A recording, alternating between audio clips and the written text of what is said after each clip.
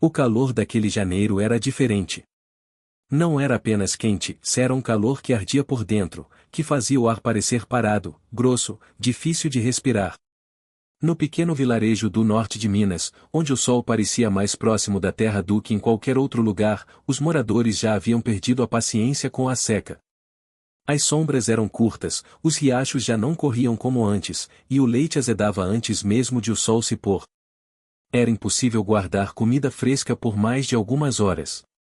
Nesse cenário, nasceu a teimosia de Bento. Ele era um rapaz quieto, daqueles que observam mais do que falam.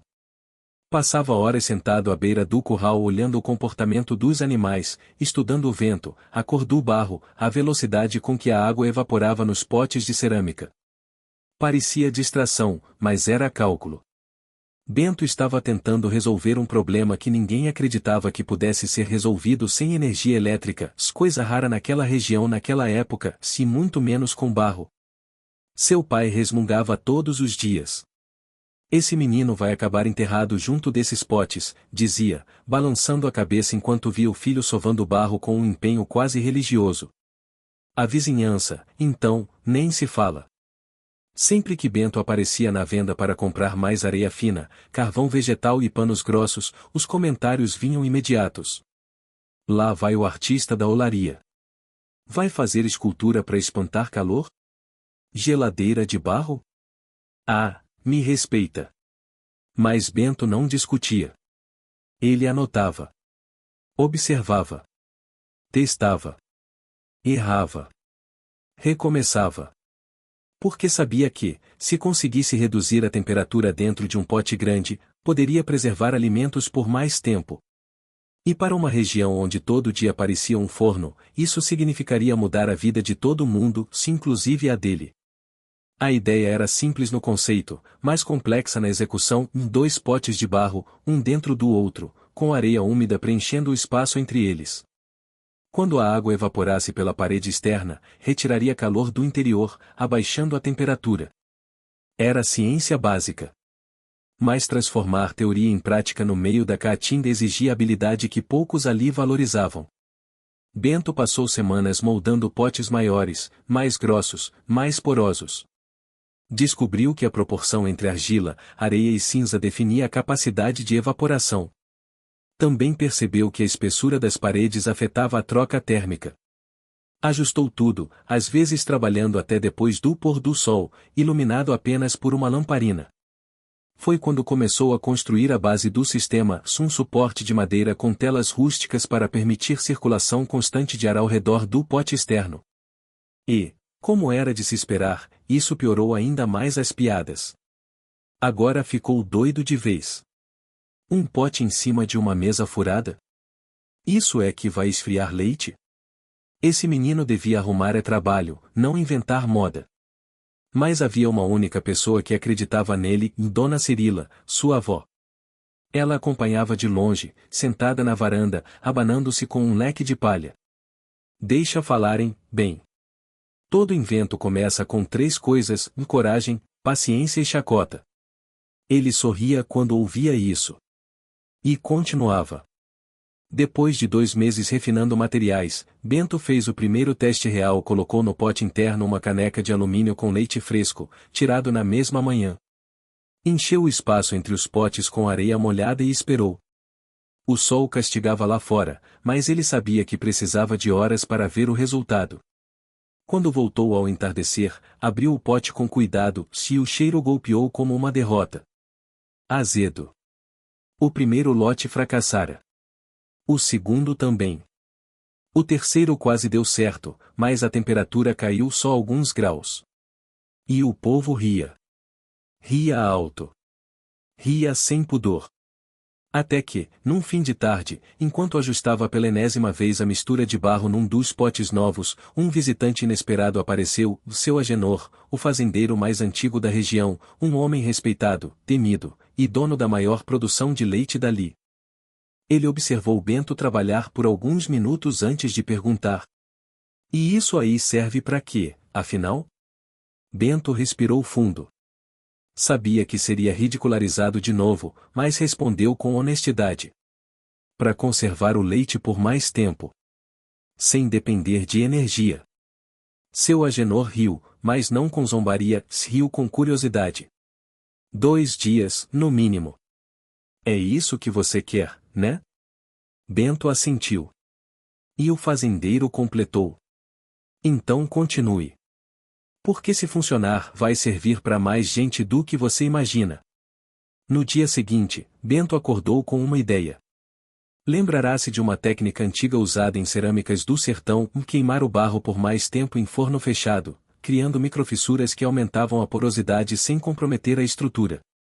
Isso permitiria evaporação mais eficiente e, portanto, maior resfriamento. Passou 3 dias inteiros queimando potes experimentais. Ajustou temperaturas, controlou a abertura das chaminés, marcou diferenças no resfriamento. Cada passo era anotado. Cada detalhe, registrado. Até que encontrou o ponto perfeito. Montou um novo protótipo, colocou 1 litro de leite fresco e esperou. Na manhã seguinte, quando abriu o pote, sentiu o cheiro frio, limpo, suave. O leite estava fresco, não gelado, mas fresco como se tivesse saído da vaca naquele instante. Pela primeira vez, Bento sorriu de verdade. Mas uma coisa era conservar leite por algumas horas. Outra, completamente diferente, seria conservar por 2 dias inteiros. E era isso que todos diziam que seria impossível. Mas Bento não tinha medo do impossível. E não fazia ideia de que, em pouco tempo, o destino colocaria sua invenção diante de uma prova que mudaria o vilarejo, e a história dele, para sempre. Na manhã seguinte, Bento repetiu o teste. Não queria acreditar em sorte. Queria ter certeza. Leite fresco no pote interno, areia bem úmida entre os potes, pano molhado cobrindo a boca como tampa respirável. Deixou o conjunto sobre a base de madeira, em um lugar com sombra e vento constante. Anotou a hora. O sol daquele dia parecia ainda mais cruel, mas era exatamente isso que ele precisava, prova difícil, resultado sólido. Ao fim da tarde, abriu o pote. O leite continuava bom. Frio? Não. Mais fresco. Bebível. Sem cheiro de azedo, sem textura estranha. Ainda assim, aquilo era apenas o começo. Muitos no vilarejo diziam que qualquer leite o aguentava um diazinho se tirado de manhã. O verdadeiro desafio viria depois. Naquela noite, quase não dormiu. A cada hora acordava, conferia o pano, molhava de novo, sentia a textura do barro. O pote externo soava levemente, sinal de evaporação constante. Ele sabia, pelas leituras antigas que tinha encontrado com o professor da escola, que a chave estava ali e na transição da água líquida para vapor, roubando o calor do sistema. Mas ali não era quadro de giz. Era a vida real. No segundo dia, o calor parecia ter decidido provar alguma coisa. O ar não circulava. As plantas murchavam. As galinhas ficavam de bico aberto, tentando resfriar o corpo. Bento resolveu que, se o sistema funcionasse sob aquelas condições, funcionaria em qualquer outro cenário comum ali. No fim da tarde do segundo dia, ele chamou testemunhas. Chegou a venda de seu Raul, suado, mas com um brilho diferente no olhar. Se quiserem rir, podem rir depois. Agora eu preciso que vocês vão comigo, disse. Alguns fregueses se entreolharam, mas a curiosidade venceu. Foram seu Raul, Dona Zefa, Tonho da carroça e até 2 crianças que sempre zombavam do cientista do barro. No caminho, Bento explicou apenas o necessário. Leite tirado há 2 dias atrás. Se estiver fresco, vocês provam. Se não estiver, eu mesmo jogo fora. Chegando ao terreiro da casa, o pote estava lá, silencioso, sem alarde.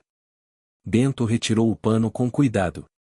O barro externo estava úmido, mas não encharcado. Ele pegou a concha de alumínio, mexeu levemente o conteúdo interno e trouxe o cheiro à tona. Seu Raul se aproximou primeiro, desconfiado. Cheirou devagar. Silêncio. Cheirou de novo. Os outros seguravam a respiração. Não é possível, murmurou ele. Isso aqui tá novo. Mandou que Tonho provasse. Tonho deu um gole pequeno, pronto para cuspir no chão se tivesse qualquer gosto ruim. Mas engoliu. E os olhos se arregalaram. Tá fresco.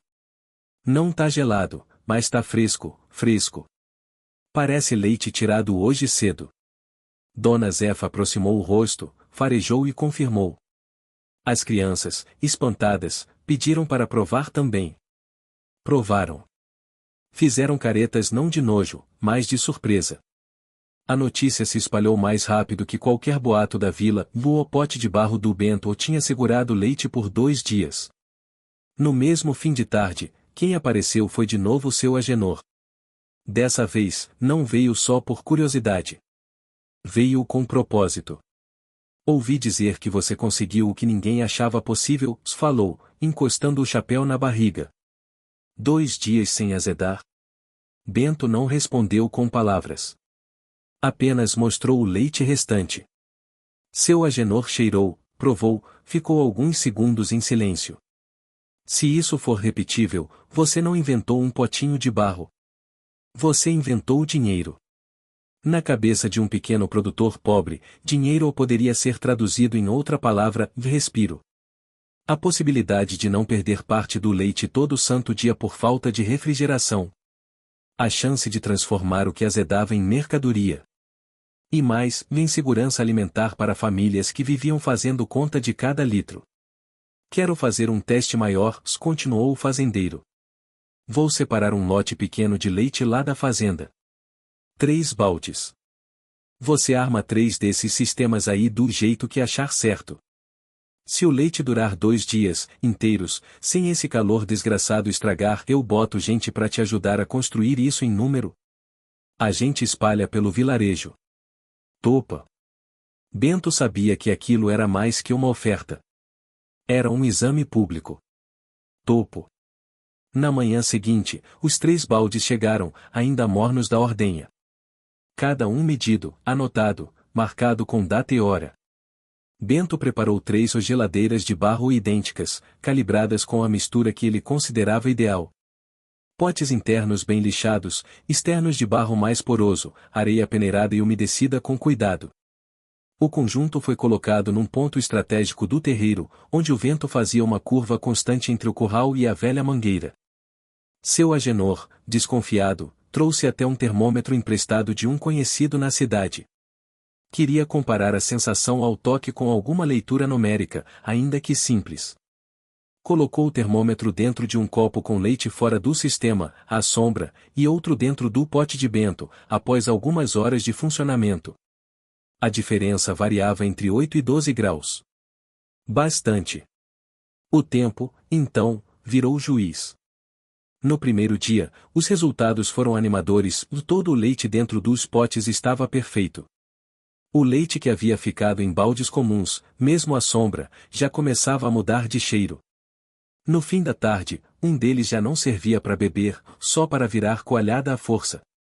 No segundo dia, o silêncio tomou conta da fazenda. Seu Agenor mandou chamar Bento cedinho. Vários trabalhadores estavam reunidos na varanda, alguns rindo, outros apostando entre si. Havia um certo clima de espetáculo. O calor, de novo, era sufocante. Hora da verdade, disse o fazendeiro. Abriram o primeiro pote.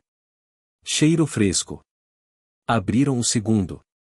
Mesmo resultado. O terceiro, idem. O termômetro marcava uma temperatura surpreendentemente baixa dentro dos potes, considerando o clima externo. Não era gelo, claro. Mas era um frio suficiente para segurar bactérias agitadas pelo calor. O leite dos baldes normais, por outro lado, tinha azedado quase todo. Ali, na varanda da fazenda, a risada mudou de lado. Rapaz, murmurou um dos funcionários, abanando o chapéu. Se isso aqui tivesse existido no tempo do meu pai, metade do leite que a gente jogou fora tinha virado comida. Seu Agenor olhou para Bento como quem enxerga não mais um rapaz sonhador, mas um parceiro estratégico. Tá decidido. Você vai montar isso em escala. Começando lá de casa e descendo pelo vilarejo. Eu entro com barro, com gente e com transporte. Você entra com o jeito. Com as proporções, o modo de queimar, o ponto da areia. Negócio? Bento quase não acreditava. Negócio.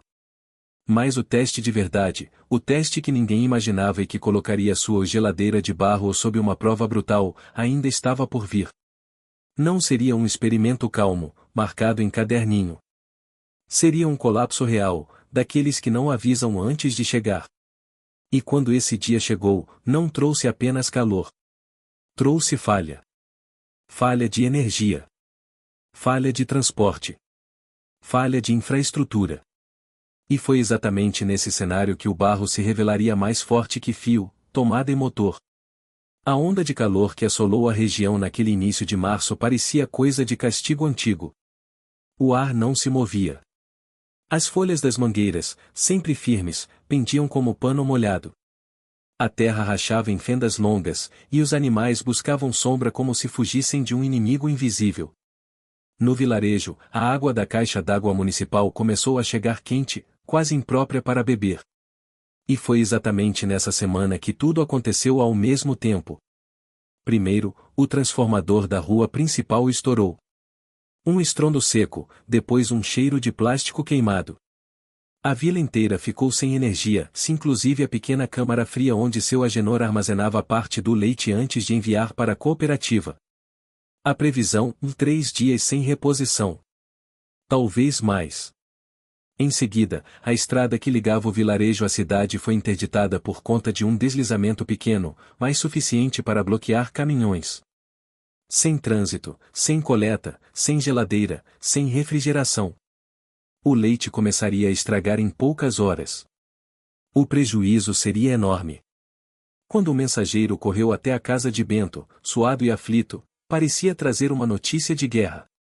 Estão chamando você lá na fazenda. Disseram que só você sabe como segurar os baldes por mais tempo. Bento largou tudo e partiu. Chegando à varanda da casa grande, encontrou seu Agenor andando para lá e para cá, nervoso como nunca tinha visto. Os tanques estão subindo de temperatura. Já começou a talhar no fundo. Eu tenho 320 litros que deveriam sair hoje. Se perdermos isso, a cooperativa corta contrato. E sem energia, ele fazia gestos amplos, impotentes. Não tem como. Bento respirou fundo. A gente monta 10 sistemas grandes. Usa potes maiores, barro mais poroso, areia nova. Preciso de espaço, sombra e gente para buscar água de 15 em 15 minutos. Quantas pessoas? Todo mundo que puder carregar um balde. E vamos precisar de pano, muita estopa. Quanto mais evaporação, mais resfriamento. Seu Agenor nem discutiu. Mandou chamar funcionários, filhos, até vizinhos que apareceram para ajudar. Era a primeira vez que alguém na região via a geladeira de barro sendo montada em escala, como se fosse uma mini usina improvisada. Bento posicionou os potes grandes, feitos semanas antes como protótipos, sob um corredor sombreado pela lateral da casa. Cada conjunto recebeu 2 camadas de areia úmida, tampas de pano mergulhadas em água limpa e suporte de madeira para garantir fluxo de ar constante. Os primeiros 20 litros foram armazenados. O leite chegou quente. 1 hora depois, estava morno. 2 horas depois, frio ao toque. 3 horas depois, a temperatura interna dos potes estava estável, cerca de 12 graus abaixo do ambiente. Não era refrigeração moderna, mas era suficiente para deter o azedamento imediato. O fluxo de trabalho continuou durante todo o dia. Revezamentos de gente molhando panos, repondo água, abanando com papelão para aumentar a brisa. Era como uma coreografia improvisada de sobrevivência. Ao final da tarde, algo inesperado aconteceu. Vizinhos começaram a chegar, trazendo seus próprios potes, panelas e tigelas, pedindo ajuda para salvar queijo, manteiga, carne temperada, qualquer alimento que estivesse prestes a estragar sem energia. A varanda virou um laboratório caótico e vivo, onde cada família montava seu pequeno sistema sob a orientação de Bento.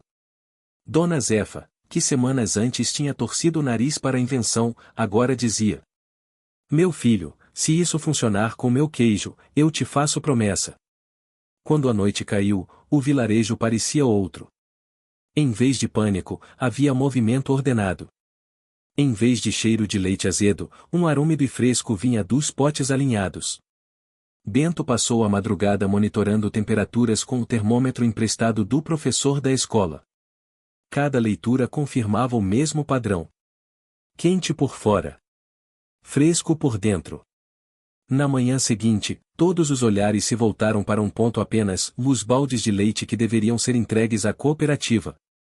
Seu Agenor abriu o primeiro pote grande. O cheiro que subiu foi de leite vivo, doce, limpo. Abriu o segundo. Mesmo resultado.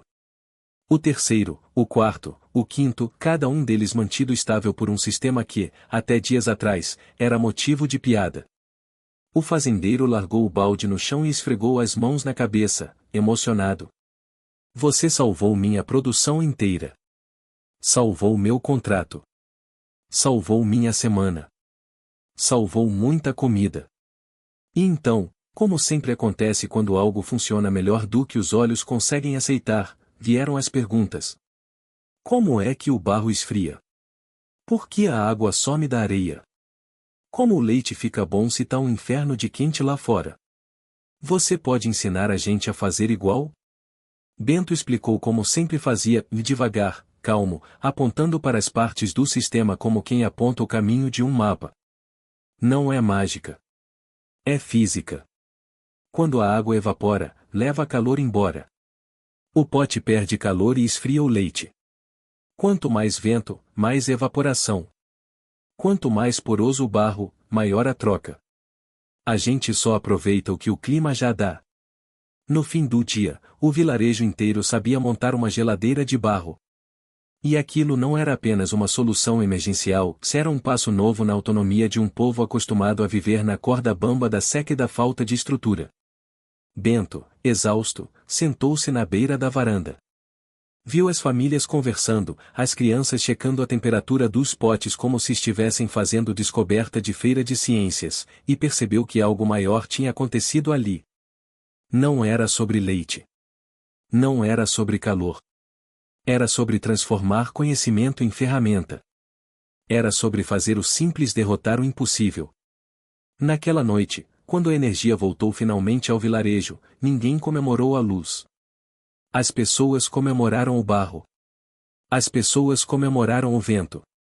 As pessoas comemoraram o garoto que não desistiu da própria teimosia. E Bento, com a lua refletindo nos potes alinhados no terreiro, sorriu com a certeza silenciosa de quem descobriu sua vocação de manter vivo o que o mundo insiste em deixar morrer. Se você quer mais histórias de engenhosidade simples que mudam destinos, considere se inscrever em nosso canal. Aqui, cada invenção do interior carrega uma lição que o mundo moderno esqueceu de aprender.